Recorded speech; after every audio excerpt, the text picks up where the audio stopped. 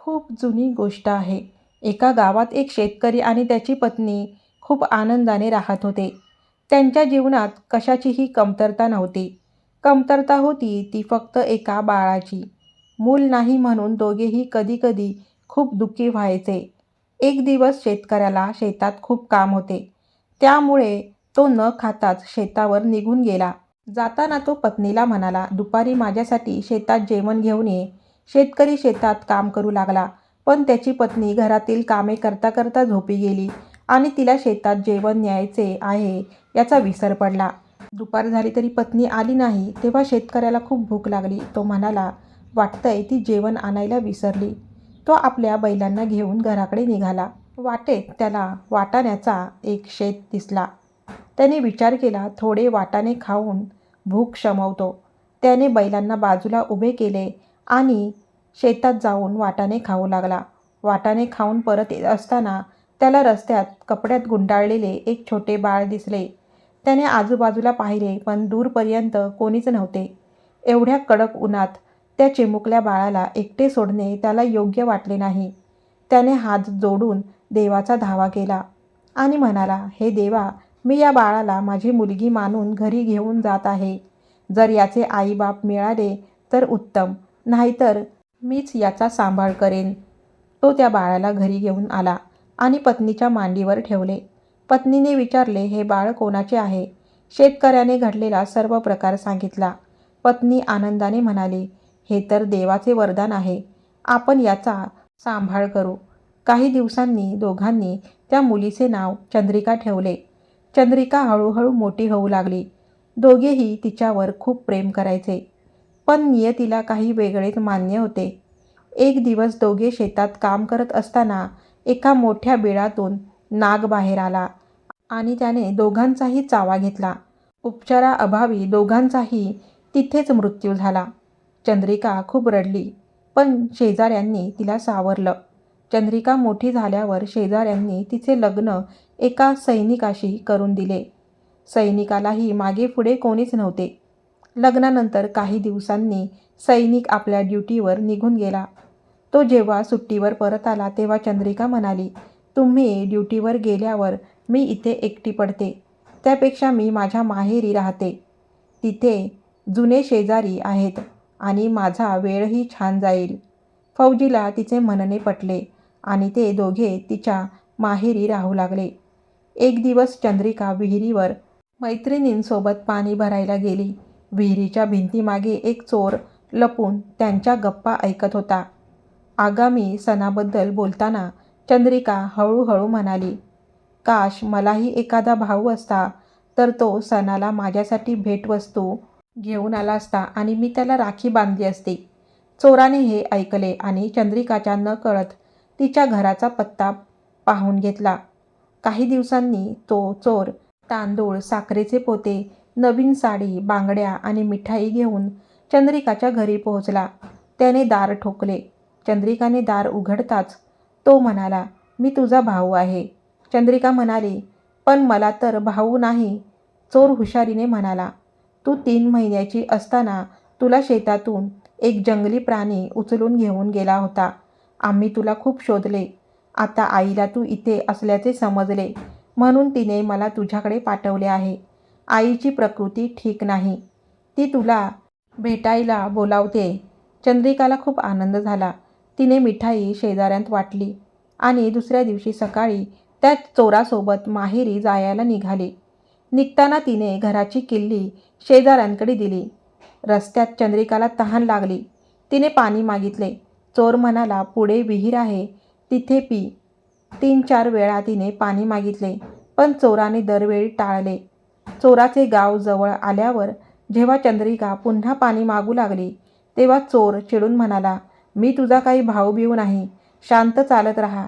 चंद्रिकाला समजले की ती मोठ्या अडचणीत सापडली आहे. घरी पोहोचल्यावर चोराने आपल्या आईला सांगितले, "बघ आई, मी तुझ्यासाठी किती सुंदर सून आणली आहे." चंद्रिका चक्रावून गेली. चोर हसत म्हणाला, "मी तुला विहिरीवर पाहिले होते आणि मला तू आवडलीस, म्हणून मी हे नाटक केले." काही वेळातच त्या चोराचे इतर 4 भाऊ तिथे आले. चंद्रिकाचे सौंदर्य पाहून ते आपापसात भांडू लागले. मी तिच्याशी लग्न करणार. त्यांची आई म्हणाली, भांडू नका. तुम्ही सगळे चोरी करता.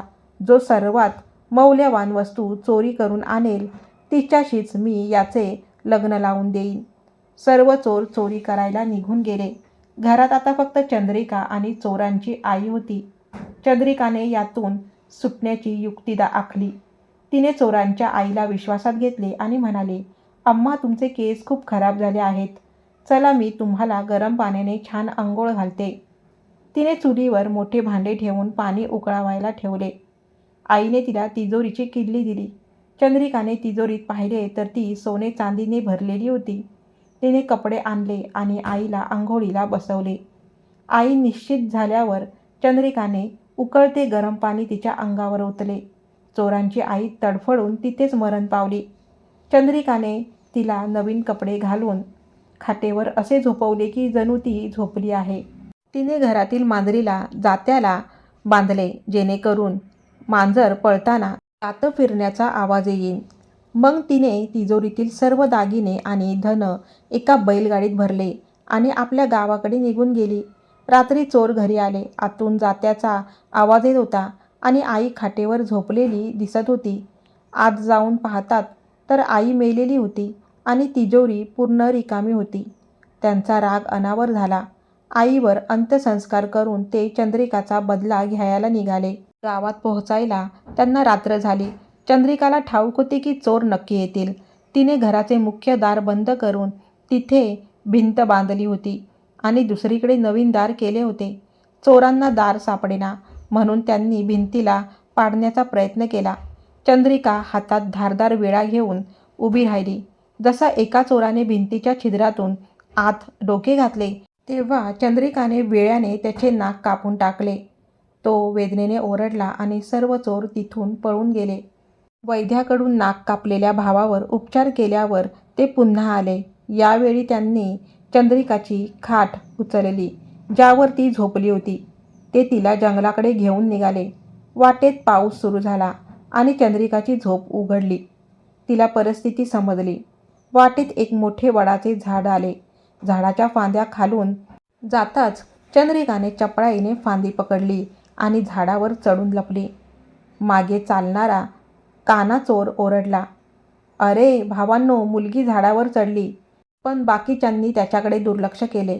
नंतर खाट रिकामी दिसल्यावर त्यांना खात्री पटली. काना चोर झाडावर चढू लागला.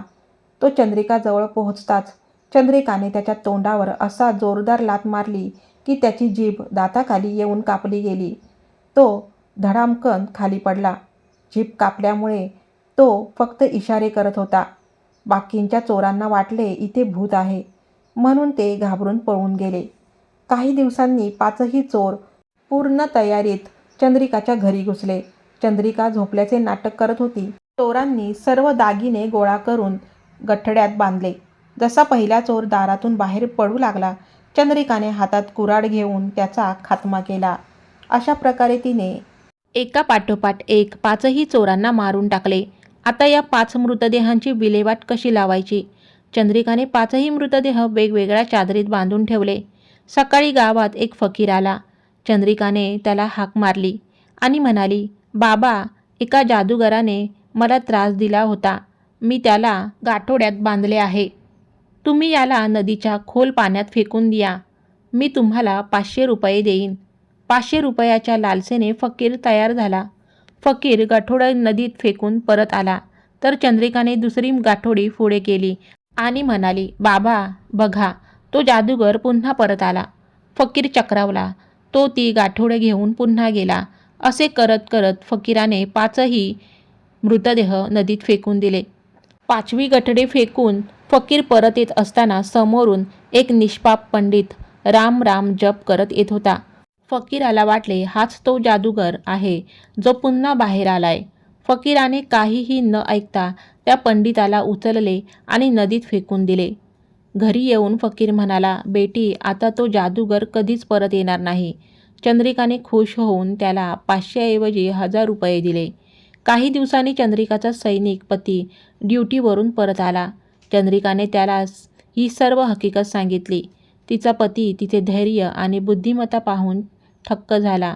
तो म्हणाला, तू जितकी सुंदर आहेस तितकीच शूर आणि चतुर आहेस. त्यानंतर दोघेही आनंदाने आणि सुखाने राहू लागले.